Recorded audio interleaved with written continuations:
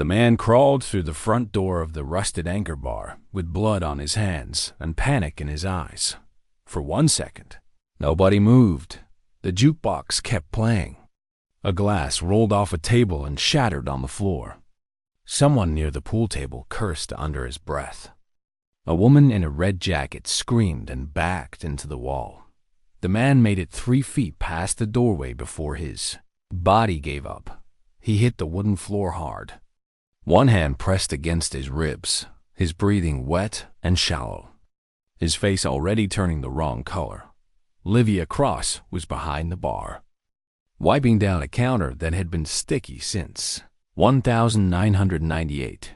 She looked up once, then she moved. Not fast like panic, fast like training. She came around the bar, dropped to one knee beside him, and put 2 fingers against his neck. "Call 911, she said. Her voice was calm enough to make the room obey.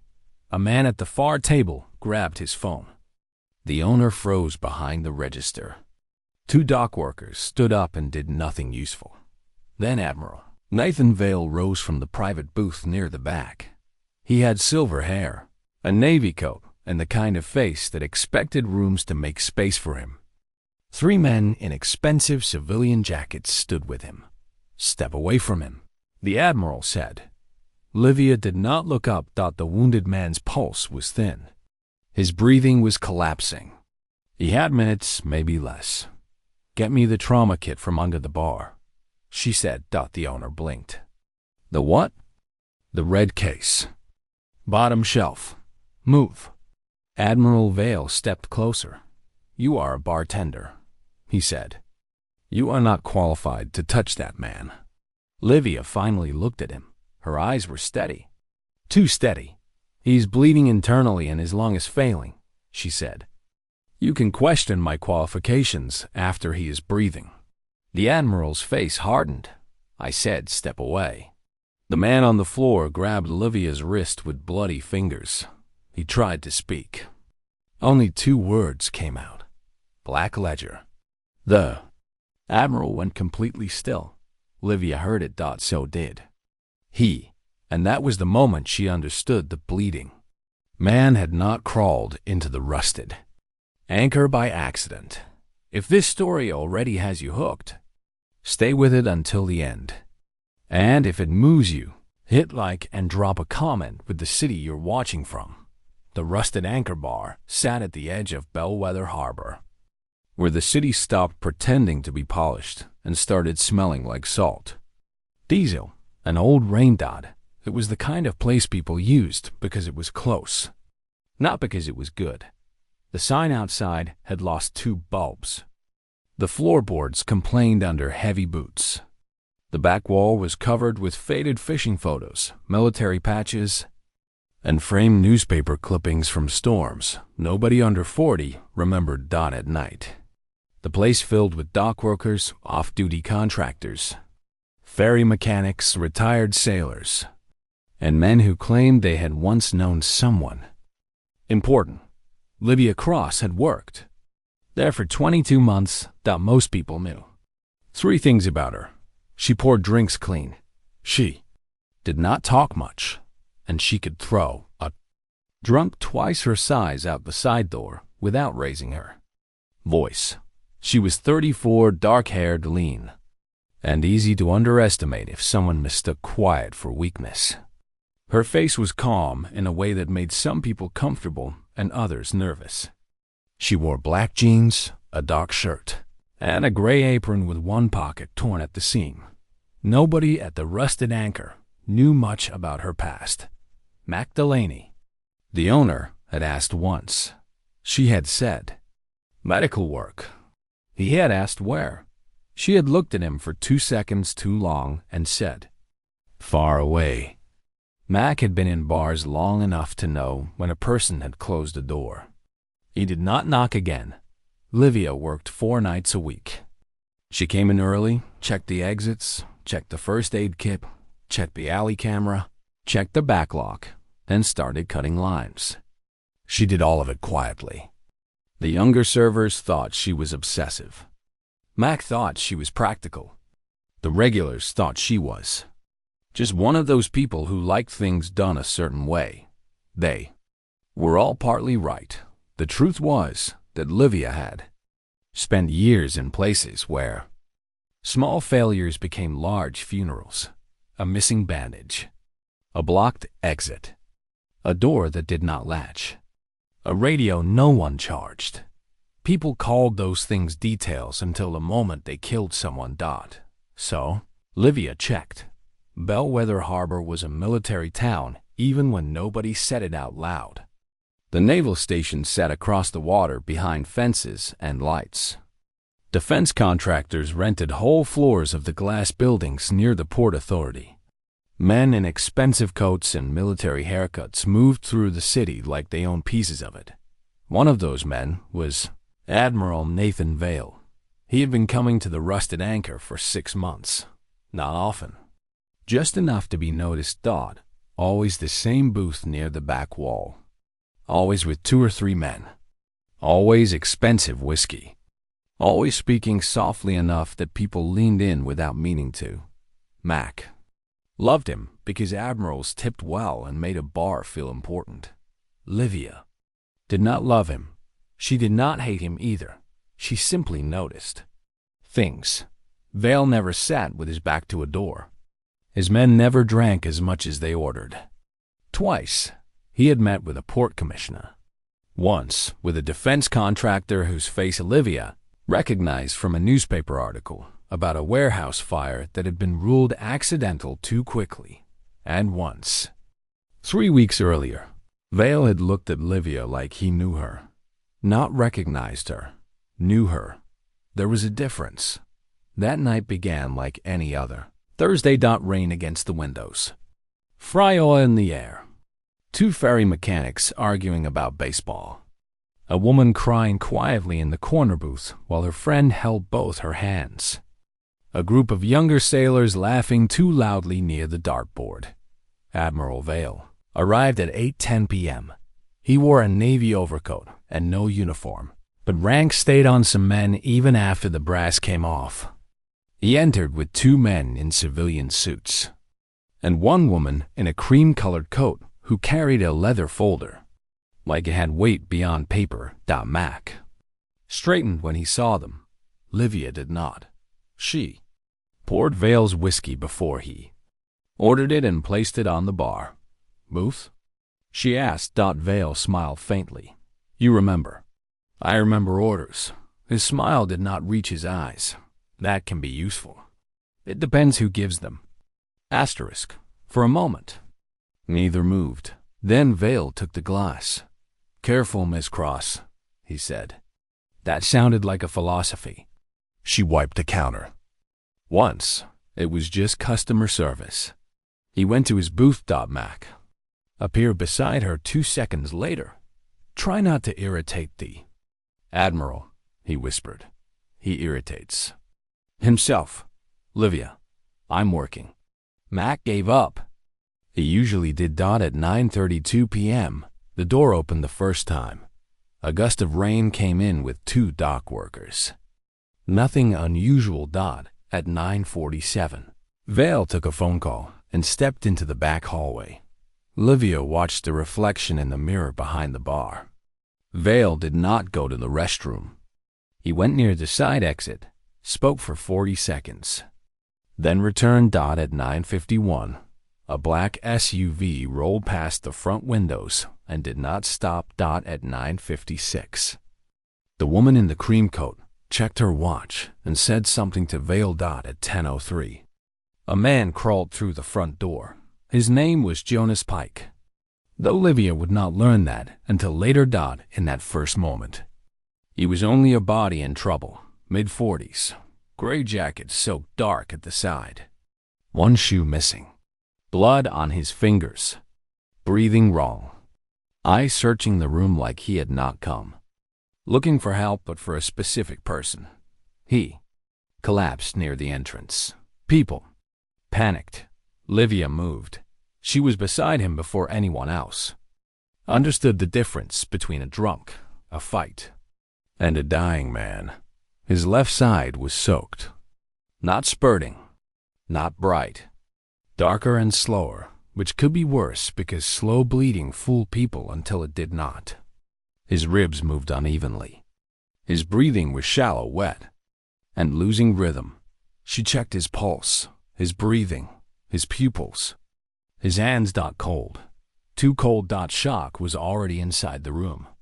Call 911, she said. A young sailor lifted his phone. What do I say?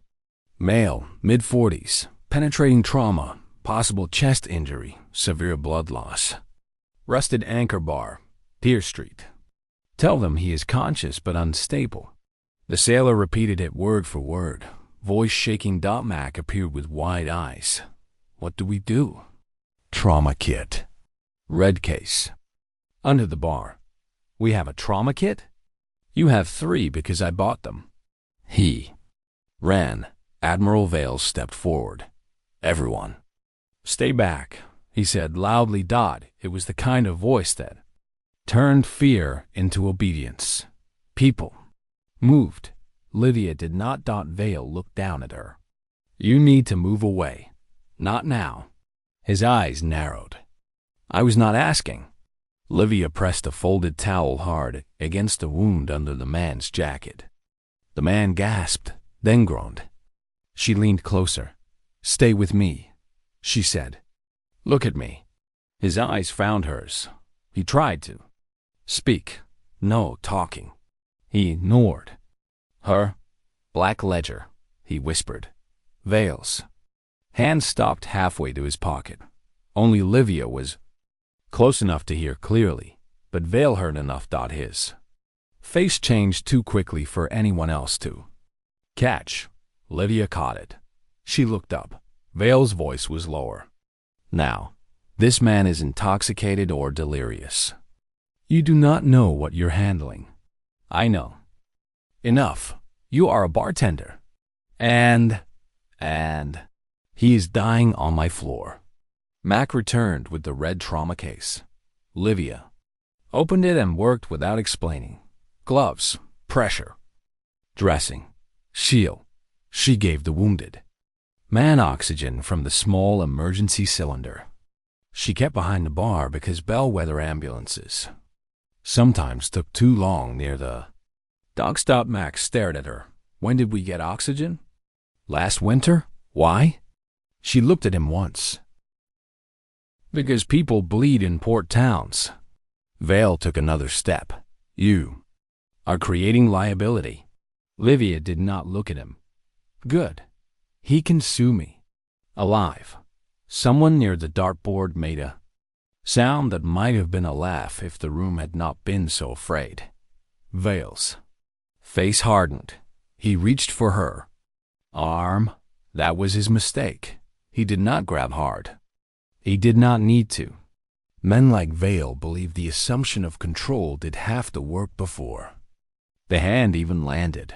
His fingers closed around her upper arm. Stand down, he said. The room froze. Livia's eyes moved from his hand to his face. Her voice did not change. Take your hand off me. I will not let an untrained civilian perform battlefield medicine in a public establishment.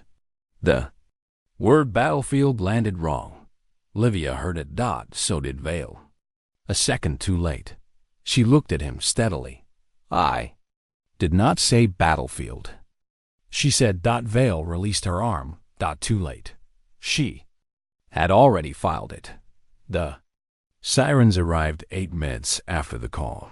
Those 8 minutes lasted longer than some nights in Livia's memory. She kept pressure, watched breathing, watched consciousness, gave the sailor holding the phone instructions to repeat vitals to dispatch, told Mac to clear the tables near the door, told a server to unlock the side entrance for Ems. Vale stayed near the booth, speaking quietly to the woman in the cream coat. The wounded man faded twice. Livia brought him back, with voice and pressure and the kind of calm that did not come from personality. It came from repetition. When the paramedics entered, she gave the handoff in 30 seconds. Mechanism unknown. Chest wound. Blood loss. Possible lung involvement. Pressure maintained. Oxygen given.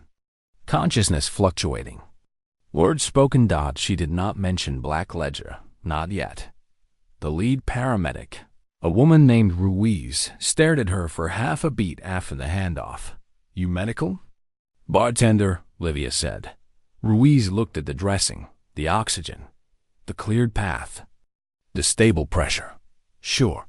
They loaded Jonas Pike onto the stretcher. As they lifted him, his hand moved and caught Livia's sleeve. His eyes opened. Not police, he whispered. Ruiz paused. Livia leaned closer. What? His mouth barely moved. Not local police. Then he was gone through the door, into the rain, into the ambulance light. The bar stayed silent after the siren faded. Not quiet. Silent. There is a difference. Quiet is absence of noise. Silence is people choosing not to create any, because the thing that happened is still standing in the room. Mac looked at Livia like he had never seen her before. The sailor still held his phone. The woman in the red jacket was crying. Vale adjusted his cuffs. That small act pulled Livia's attention back to him. He looked composed again. Too composed. An unfortunate incident, he said. Nobody answered. He looked at Mac. You should close for the night. Mac nodded automatically. Livia said, No. Everyone turned. Vale looked at her. No? This is now a scene. No one leaves until the cameras are copied and the statements are taken. Vale almost smiled. By whom? Livia looked at him. That depends who arrives first. The front door opened again. This time, no bleeding man came through. 4 people entered in dark jackets with federal identification visible at the chest.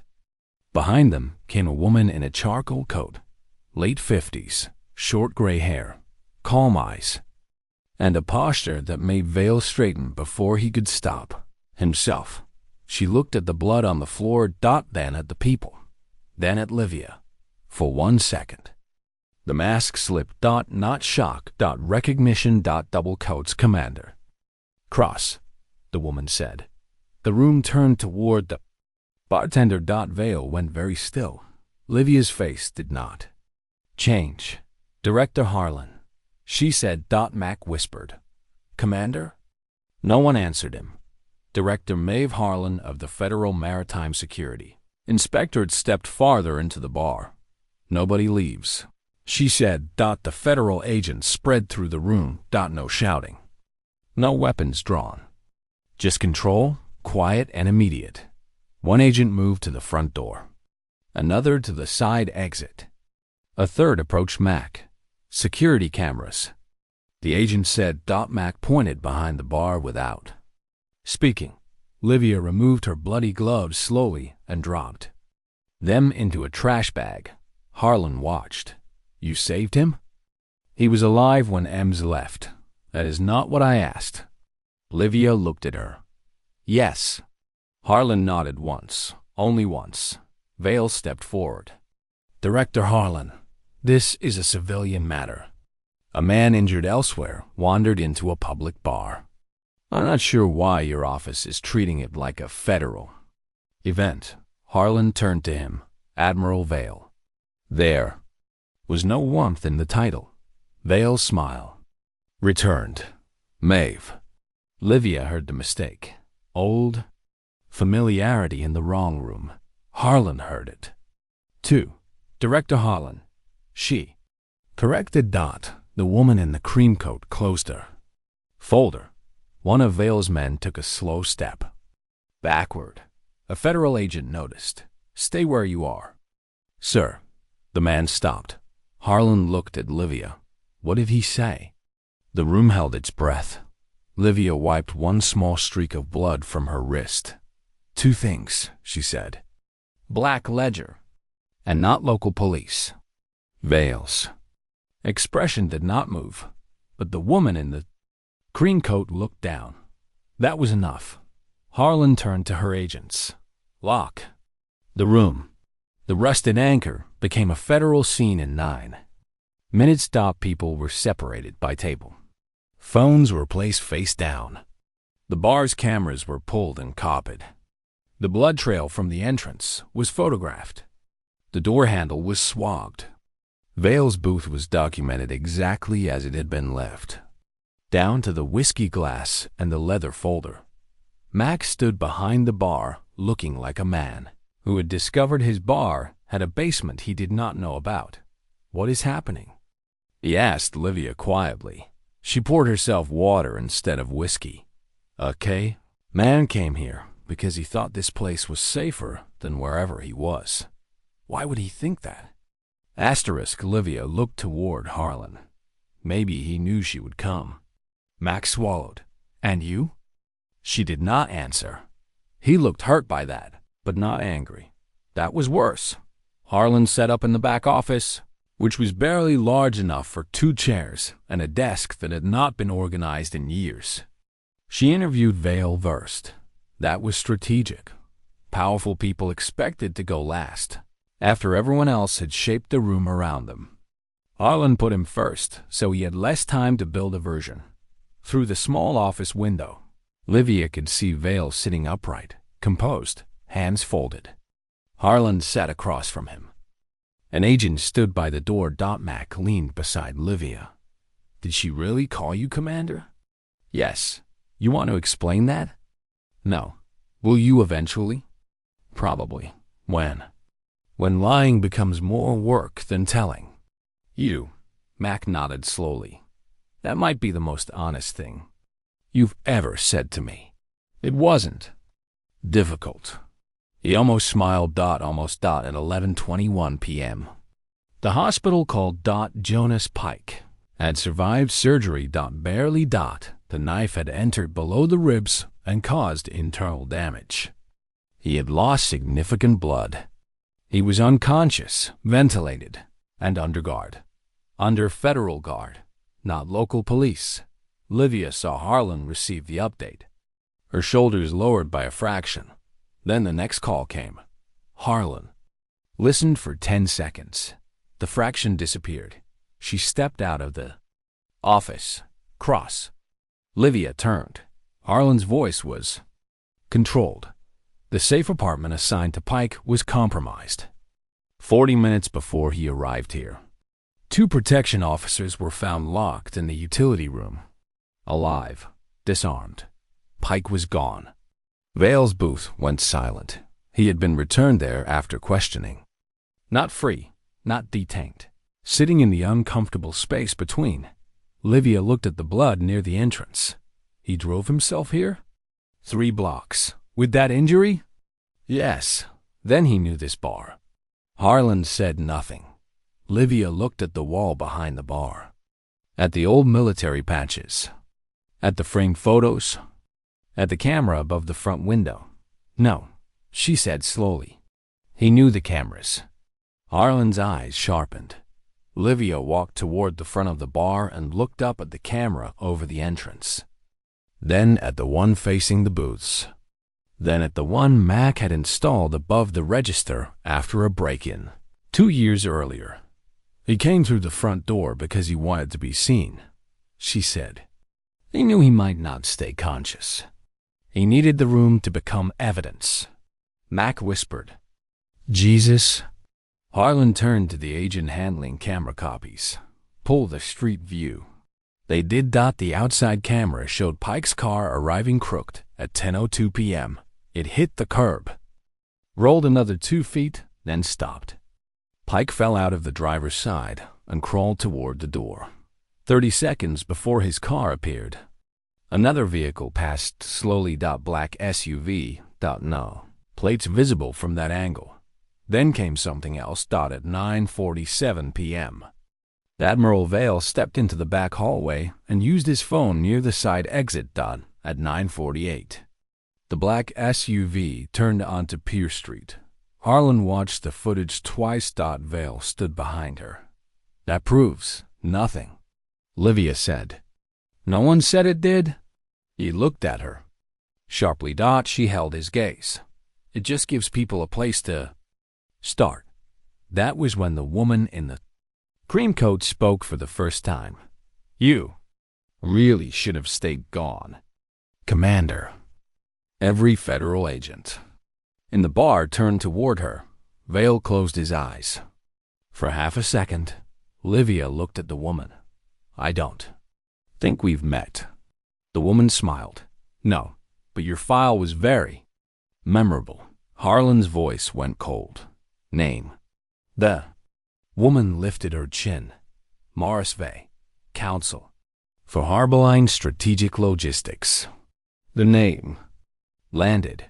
Harborline Strategic Logistics was a defense contractor with port security contracts in 5 states, including Bellwether. It handled cargo inspection, emergency staging, and military transport documentation. It was also the company Jonas Pike had audited before he disappeared. From public records 6 weeks earlier, Livia knew that because she had seen the name once before on a sealed report. Harlan looked at Maris Vey. You are not Pike's counsel. No. Then why are you here? Vey folded her hands over the leather folder.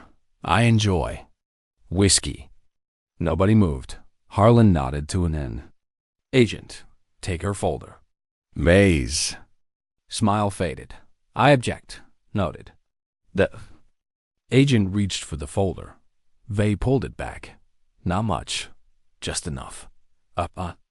Second agent stepped forward. Vey released it. The folder contained 1 page.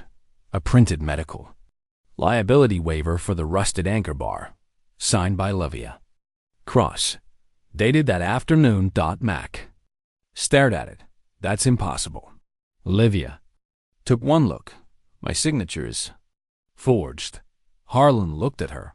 You're certain? Yes, they said. Convenient. Livia turned to her. It is too clean. What?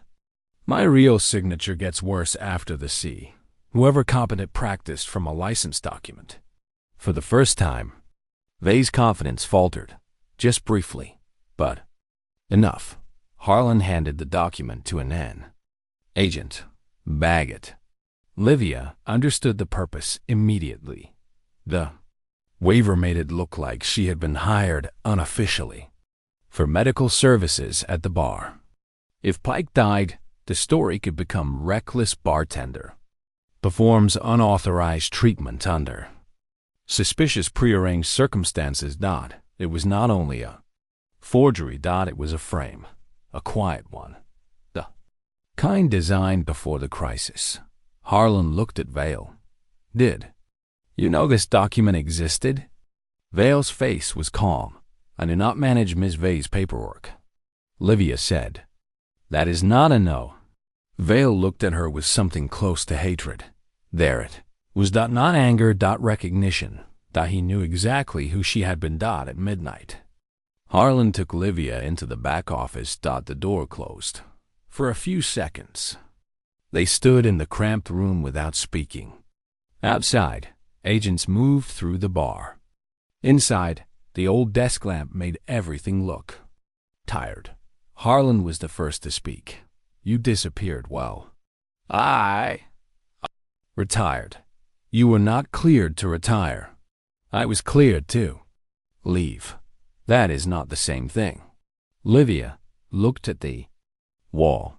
A crooked calendar from the previous year hung beside a stack of unpaid invoices. I was tired. Harlan's expression softened by 1 degree. You were more than tired. Livia did not answer. Harlan opened a thin file. Jonas Pike was scheduled to testify in 11 days before a federal grand jury. Harborline Strategic Logistics is suspected of falsifying port security inspection records, moving restricted cargo through civilian channels, and using military emergency exemptions to bypass customs review. What cargo?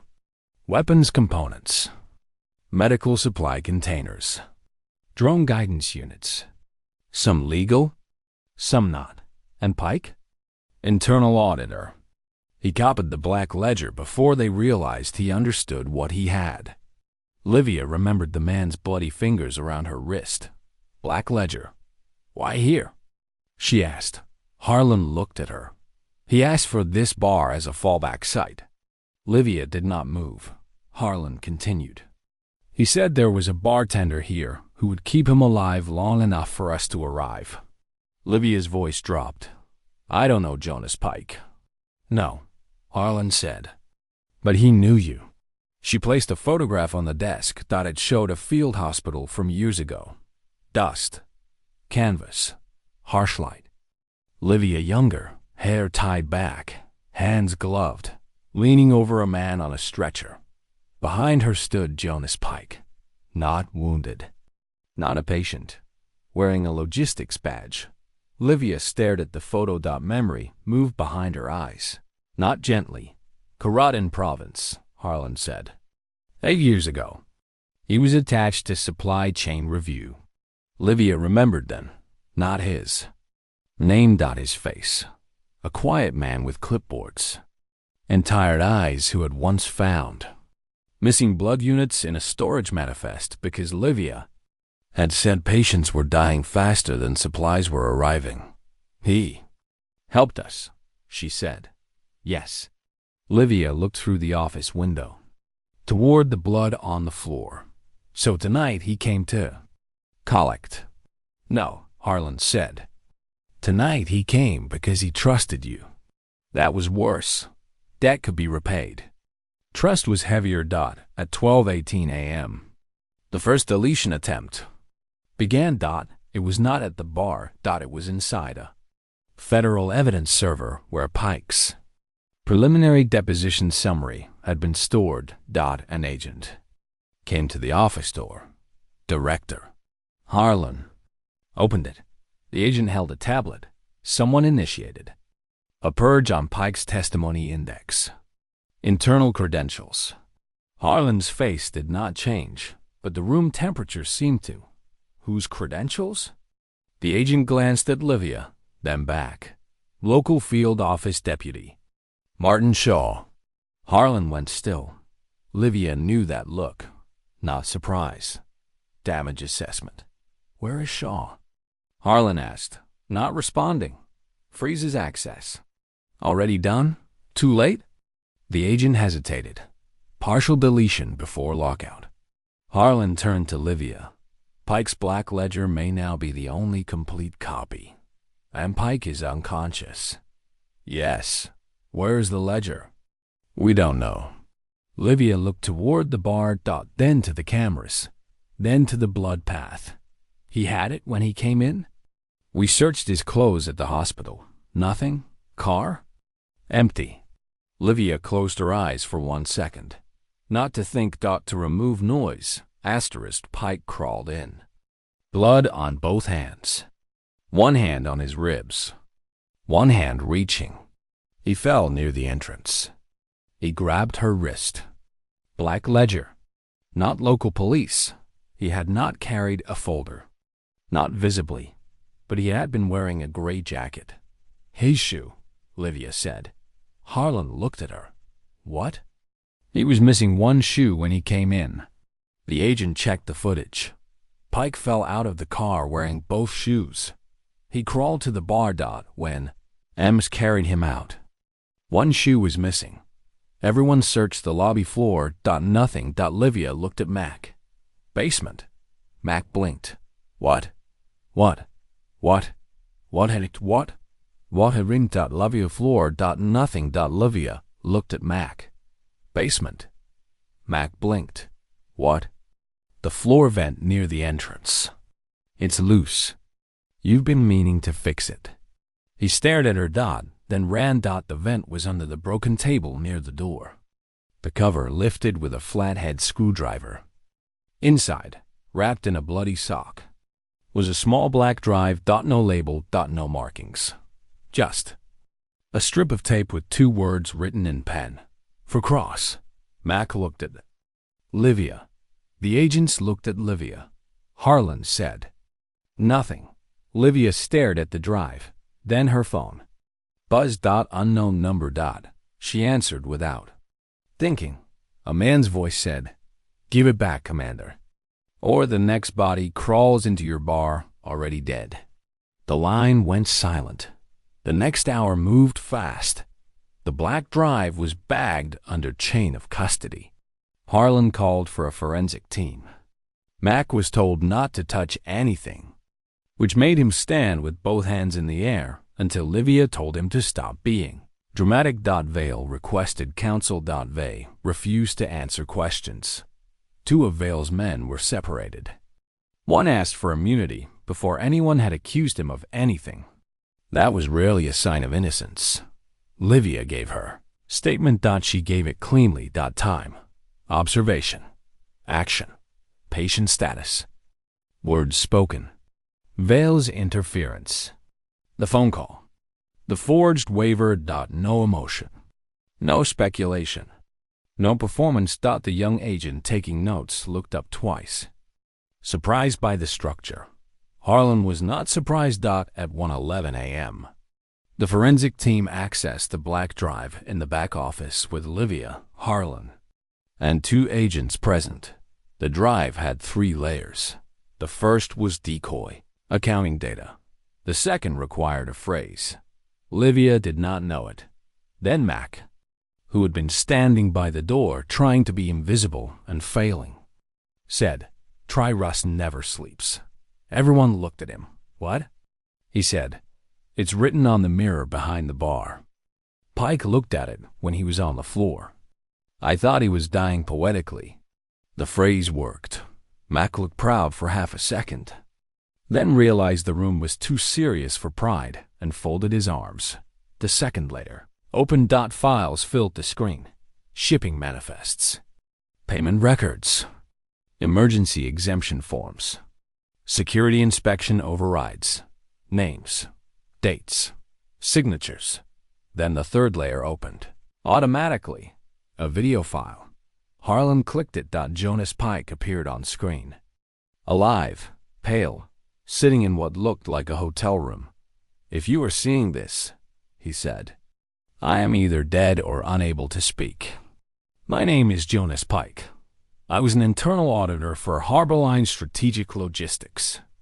The Black Ledger contains records showing that restricted cargo was moved through Bellwether Harbor under falsified emergency medical supply codes.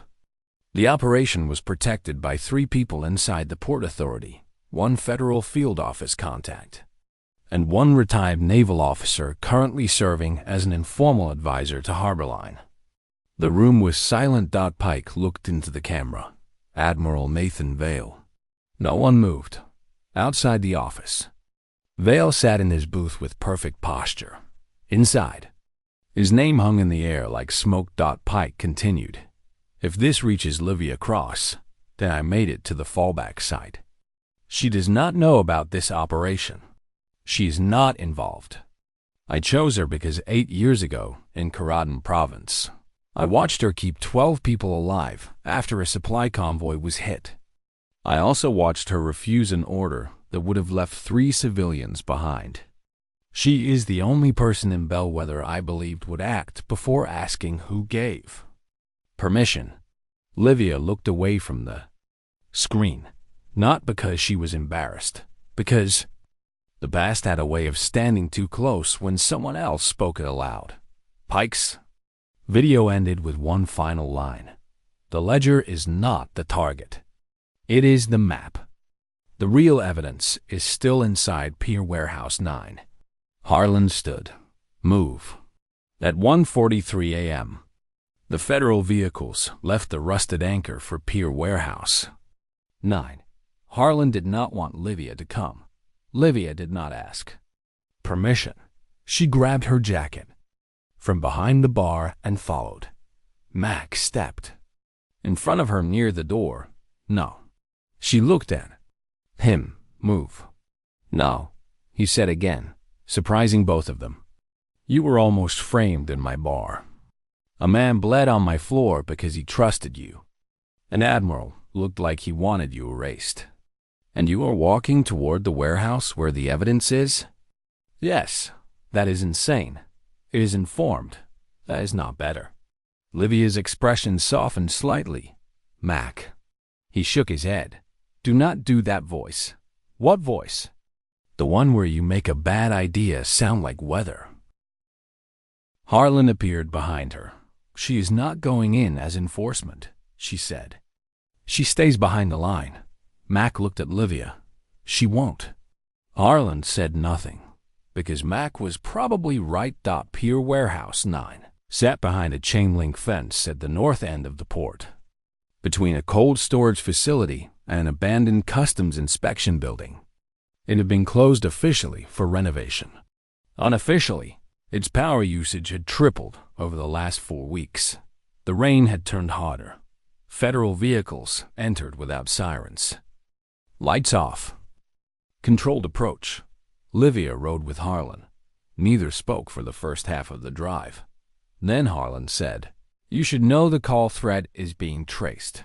It was a burner. Probably. Veil? Maybe. Maybe someone trying to make us think Veil." Livia nodded. That was the problem with conspiracies. Once enough people were involved, truth became layered. A guilty man could still be used by guiltier people. Pike said one federal contact. Livia said, "Shaw. Maybe." Harlan glanced at her. "You think there is another?" "I think Pike survived long enough to get to the bar because someone wanted him to. That is not comforting." "No." The warehouse came into view. Dark roof. Wet concrete. 2 loading bays. 1 side door.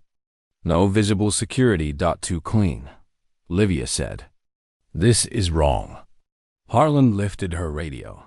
The first explosion did not destroy the warehouse. It destroyed the transformer beside it. The port went black and sections. Lights died across the yard. The warehouse vanished into darkness. Radios cracked. An agent shouted. Somewhere metal groaned. The federal convoys stopped hard. Emergency lights inside the vehicles washed. Faces red. Harlan was already moving. Status. Voices answered over radio. No casualties. Power cut. Backup units active. Thermal scan pending. Livia looked through the rain at the warehouse. The darkness was not the attack. It was cover. She saw movement near the cold storage building. Not inside the main warehouse. Beside it, 2 figures carrying something rectangular toward a utility truck. Director, she said. Harlan followed her. Gaze. North side, Livia said. They're not destroying evidence. They're moving it. Harlan spoke into the radio. 2 agents broke left. The figures ran. 1 dropped the case. The other reached the truck. Then a gunshot cracked. Through the rain, everyone moved. Livia did not think. She saw 1 agent fall near the loading bay. Not dramatic. Not flying backward. Just down. 1 knee folding. Then the body hitting the concrete. Harlan grabbed Livia's arm. No. Livia looked at the agent on the ground. Then at Harlan. He's hit. You stay here. He is bleeding. Now, another shot hit the side of a federal vehicle. Harlan swore. Livia was already out the door. She ran low across wet concrete. Not toward the gunfire, but toward the fallen agent, using the truck line for cover. She reached him in 12 seconds. Male, late 30s. Conscious. Hit high on the thigh. Heavy bleeding. He tried to sit up. Don't. I'm fine. No. You're leaking. He blinked, even in pain. That confused him. She used his belt and a trauma wrap from the vehicle kit. An agent slid toward her from behind a tire. No instruction, no explanation, just pressure, control. Time. The agent gasped once and gripped the concrete. Look at me, Livia said. He did. What's your name? Fenton. Good. Stay with me, Fenton. From the north side. Someone shouted. Then came the sound of a vehicle trying to start. Harlan's voice cut through the Radio blocked the truck. The utility truck lurched forward and hit the fence before agents boxed it in. One suspect was taken down near the gate. The other vanished behind the cold storage building. Livia kept pressure on Fenton's leg and watched his face. The bleeding slowed, not stopped. Enough for transport. Harlan reached her side 30 seconds later. Her face was furious. Not because Livia had saved Fenton, because Livia had been right and reckless at the same time. Transport is 2 minutes out, Harlan said. He has 2 minutes, Livia answered. Harlan looked at Fenton, then back at her. You are impossible. I have references. The emergency medical team arrived with tactical medics. Livia handed Fenton off and stepped back into the rain. Her hands were bloody again. Different blood. Same night. The dropped case was recovered at 2:18. M. Inside were 3 physical ledgers, a stack of port access badges, and a hard drive labeled with Harborline's strategic logistics inventory code. But the most important item was not inside the case. It was attached to the bottom. A BIA tracker. Not federal. Not Harborline. Military issue. Harlan stared at it. Under the evidence tent. That tracker is active.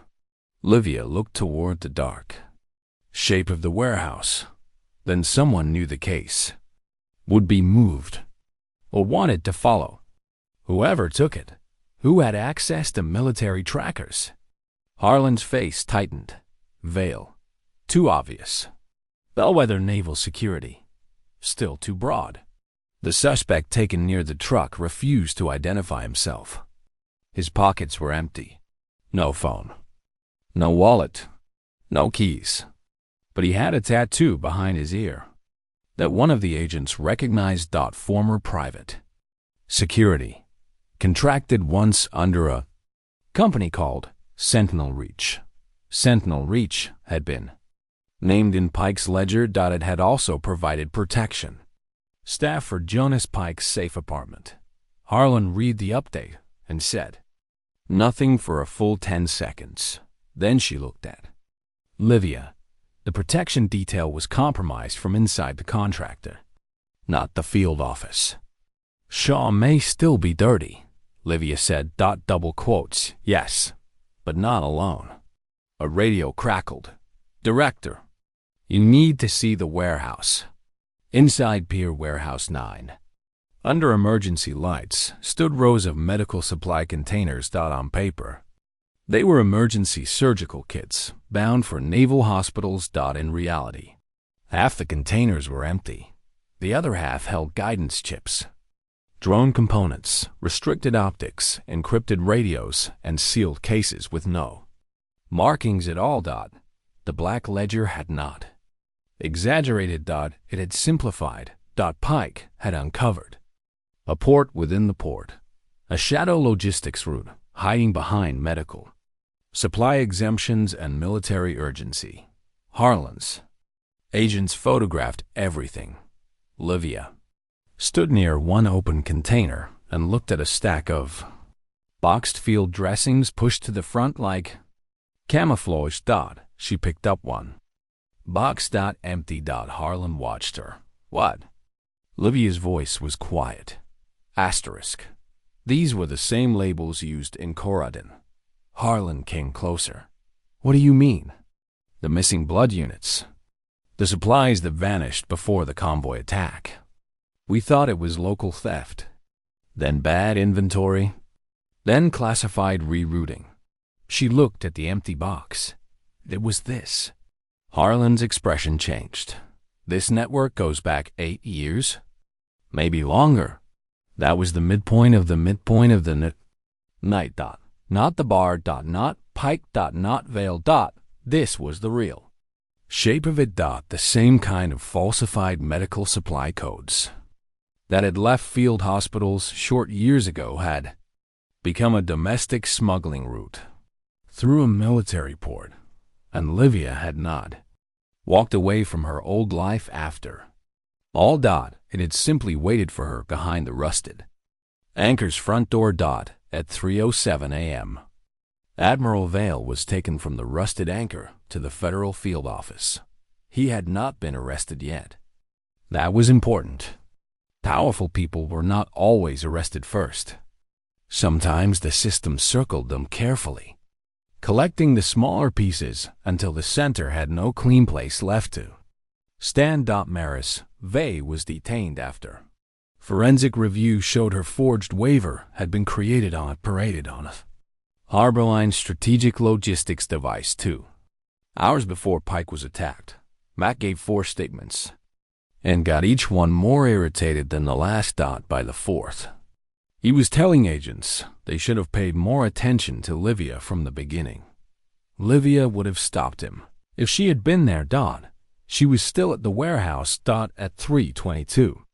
Jonas Pike woke in the ICU. The first thing he did was try to remove the breathing tube. The second thing he did, after the nurses stopped him, was write on a pad with shaking fingers, Cross. Harlan received the photo of the note and showed Livia. Livia looked at it for a long moment. He thinks I'm still at the bar. He asked if you were alive. Livia handed back the phone. Tell him yes. That's all? For now. Harlan studied her. You do that. What? Keep distance from the people who trusted you most. Livia's face closed. Harlan did not apologize. You think it protects them, Harlan said. Sometimes it just leaves them alone with the cost. Livia looked toward the containers. I know what cost looks like. I know you do. They said nothing for a while. At 4:10 a.m. Deputy Martin Shaw was found dead in his car. Parked 2 miles from the federal field office. No weapon. No phone. No identification except his badge. The official explanation had not yet begun forming, but everyone with experience could already hear the shape it would try to take. Suicide. Pressure. Guilt. Clean ending. Livia read the preliminary update and looked at Harlan. No. Harlan's eyes were dark. I know. He was going to be the dead switch. Blame the deletion on him. Blame the leak on him. Close the federal side around a dead man. Yes. Who benefits? Harlan's phone rang before she answered. She listened. Then she looked at Livia. Vale is asking to speak to you. No. He says he will give us the name above him only if you are in the room. Livia almost laughed. Not because it was funny, because it was predictable. No. She said again. Harlan waited. Livia sighed once. You were going to say Pike trusted. No. Good. I'm going to say Vale is scared of you. That made Livia quiet. Harlan continued. He does not want to confess to law enforcement. He wants to negotiate with the person he failed to predict. That gives us leverage. Or he wants me in a room for another frame. Yes. At least you admit it. I do. Livia looked toward the warehouse entrance, where rainwater ran in thin lines across the concrete. Fine, she said. But I do not negotiate. You listen. I listen. The federal field office smelled like coffee, wet coats and machines running too long. Vale sat in a conference room with 2 attorneys, 1 federal recorder, Harlan, and an agent at the door. He looked less polished than he had in the bar. Not broken. Men like Vale did not break easily. But the night had reached him. Livia entered last. Vale looked at her. Commander Cross. Bartender is fine. His mouth tightened. You always had a gift for lowering the temperature of a room. No, she said. I just noticed who is trying to raise it. One of his attorneys leaned forward. My client requested Miss Cross's presence as an observer only. Livia sat across from Vale. I'm not an observer. The attorney blinked. Then, what are you? She looked at Vale. The person you put your hand on. Silence. Harlan said nothing. The recorder continued. Vale folded his hands. I did not attack Pike. No, Livia said. You outsourced that. His eyes sharpened. You have no evidence of that. I have a man who crawled into a bar because he was afraid of local police. I have a forged waiver designed to frame me before he arrived. I have your phone call 40 seconds before the SUV appeared. I have your contractor's counsel sitting in your booth with the forged document. I have a warehouse full of stolen cargo and a dead deputy being shaped into a scapegoat. She leaned back slightly. You are right. I do not have one thing. I have a pattern. Vale looked at Harlan. Is this your interrogation strategy? Harlan said, she is answering your request. Vale's jaw moved. Then he looked back at Livia. You think this is about cargo? No. That stopped him. Livia continued. Cargo is money. Money is the cover. This is about control of emergency channels. If your people can move anything under medical exemption, they can move weapons, bodies, witnesses, evidence, or nothing at all. They can make a shortage where they need one.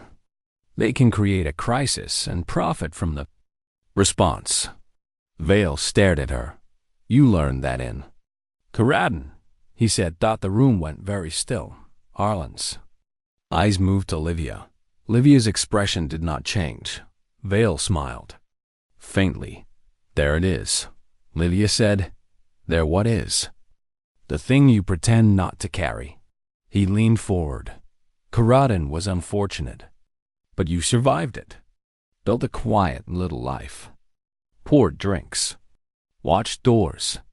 Checked medical kits like prayer beads. Did you ever ask yourself why no inquiry touched the supply chain after that convoy was hit? Livia's hands rested flat on the table. Harlan watched them. Still. Too still. Vale continued. Because the people above that operation were protected then. They are protected now.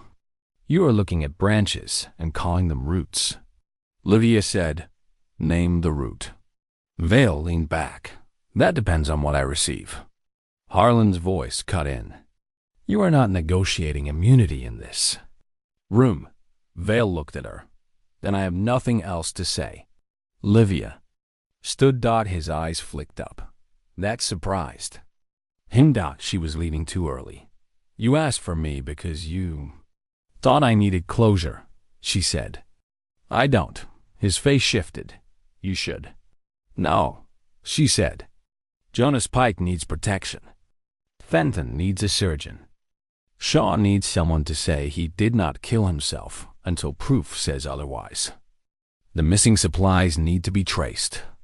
The names need to be filed. I don't need anything from you. Vale's control slipped only for a second, but it slipped. You have no idea how large this is. Livia opened the door. I do, she said. That is why I'm not wasting time with the man in the middle. The door closed behind her. At 5:02 a.m. Vale's junior attorney requested a private meeting with prosecutors. At 5:18. The attorney provided the first new name. At 5:41. Maris Vale's phone yielded a deleted message thread tying the forged waiver to Vale's office. At 6:10. The tracker under the case led agents to a second storage site near the old ferry terminal.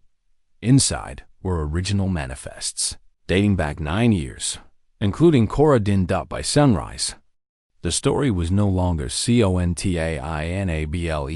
The first press vans arrived outside the federal building before official statements were ready. Someone had leaked the warehouse footage. Someone else had leaked Vile's presence at the bar. The city woke to headlines it did not yet understand. A bleeding auditor. A bartender with a hidden PASTA naval admiral under questioning. A port warehouse full of illegal cargo. Livia returned to the rusted anchor at 7:20 a.m. The bar looked worse in daylight. Blood-stained scrubbed but not gone. Chairs stacked badly. Evidence tape near the booth. Mac asleep, sitting upright behind the bar, arms crossed, chin on his chest. He woke when she entered. For a second, he just stared. Then he said, "You look terrible." She nodded. "Accurate? Coffee?" "Yes." He poured it. Neither spoke while she drank. Then Mac said, "Commander." She closed her eyes. "Don't." "Okay." A pause. "Livia? Tu es mover. J'ivre a dit l'Orient. Vienne. Jans." "Yes. Are you in trouble?" She looked around the bar. At the patched walls. The old photos. The blood that would take another scrub. The loose vent cover near the entrance. The place Jonas Pike had chosen because he thought it might keep the truth alive long enough. "Yes," she said. "But not the way I was." Mac accepted that because it was the most she could give. At 8:05. The hospital called. Jonas Pike was awake again and asking for her. This time, she went. The ICU room was bright, clean, and too quiet. Pike lay under monitors, pale and bandaged, eyes half open. He looked smaller than he had on the bar floor.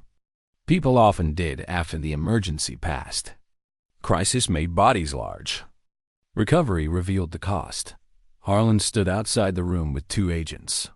Livia entered. Alone. Pike turned his head. His voice was rough. "You kept me alive." "Yes." "Ledger?" "Ledger." "Recovered." "Warehouse?" "Found." His eyes closed briefly. Relief moved through him like pain. Then he looked at her again. "Coradin." Livia pulled the chair closer and sat. "You remembered me." "I remembered the woman who refused to leave people behind." She looked at the floor. "I left plenty behind." "Pike's?" Voice was weak but clear. "So did I." Silence. Settled. This one did not feel empty. It felt like 2 people standing on opposite sides of the same old fire. Pike swallowed. "They used medical supply routes back then. Here too. I know. I should have come forward sooner." "Yes." He almost smiled. Still direct. "Still alive," she said. His eyes filled then. Not dramatically. Just enough. Barely. Barely counts. He looked toward the window. "Veil? Talking? Route?" "Not yet." Pike nodded faintly. "There's another ledger." Livia did not move. "Of course there is." He breathed carefully. "Not cargo. People." She looked at him. "Names?" "Witnesses." "Dead drops." "Protection assignments." "Who was moved?" "Who was exposed?" "Who disappeared?" The monitors beeped steadily. Pike's eyes locked on hers. "It's not in the warehouse." "Where?" He moved his hand slightly. She leaned closer. He whispered the answer. Livia stood, very still. Then she walked out of the room and looked at Harlan.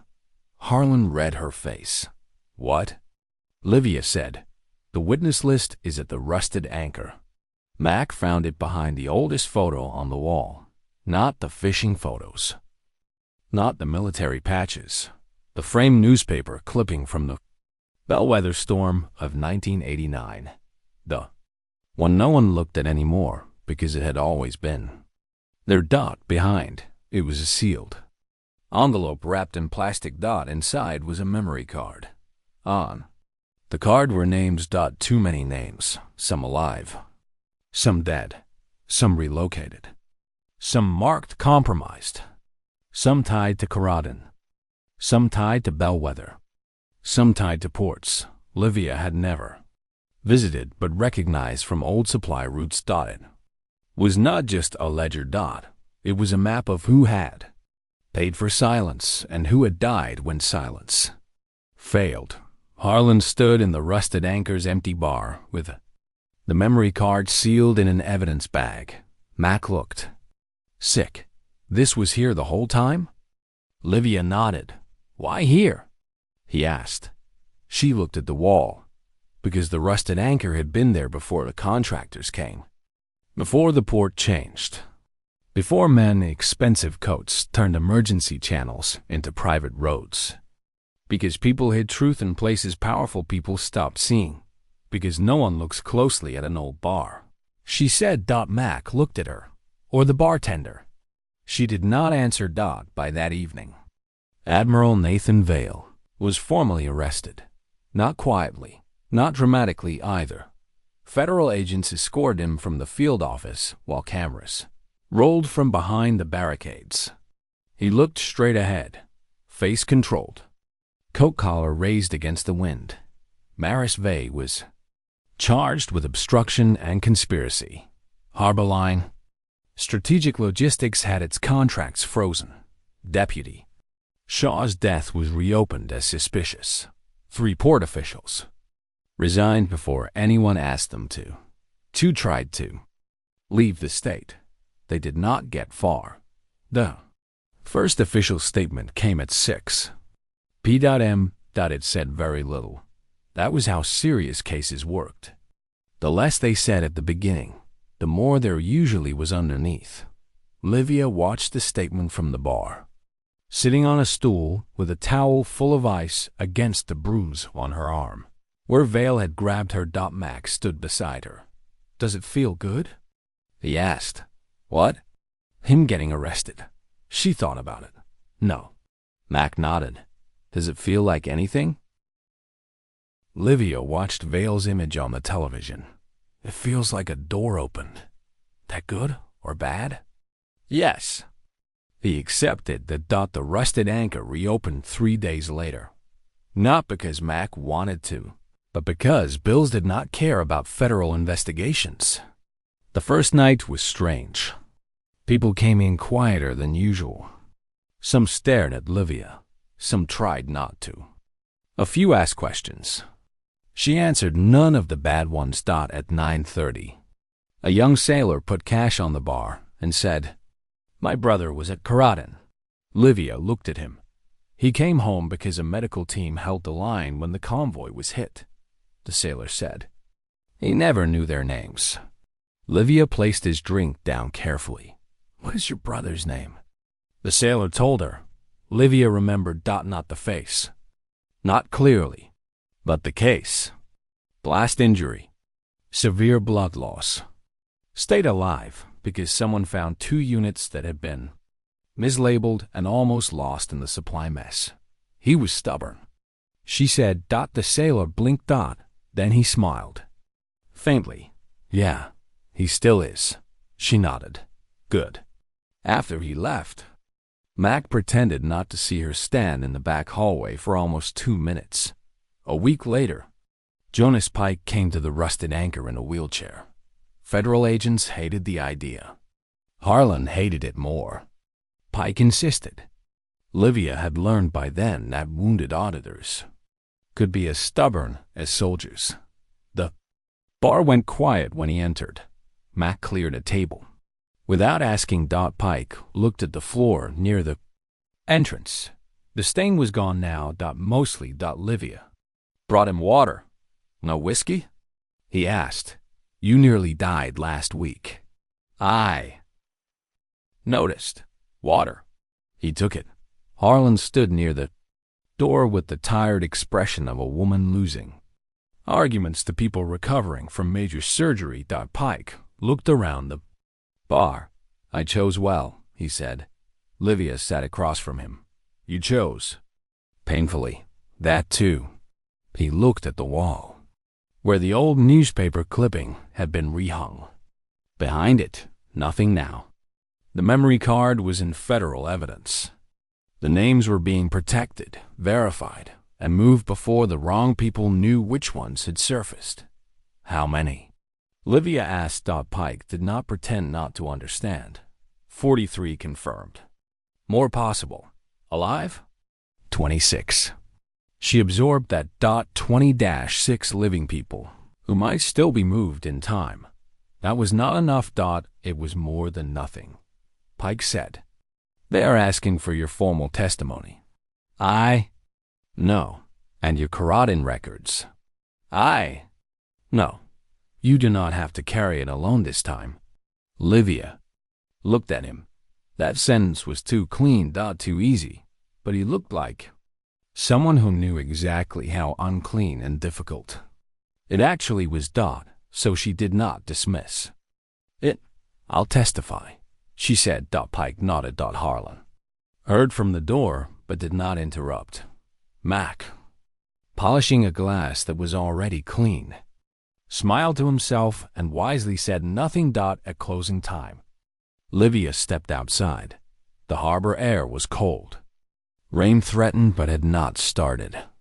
Across the water, the naval station lights burned steady behind the fences. Trucks moved along the port road. Somewhere out there, containers were being opened. Records preserved. Names protected. Lies pulled apart one form at a time. Not justice.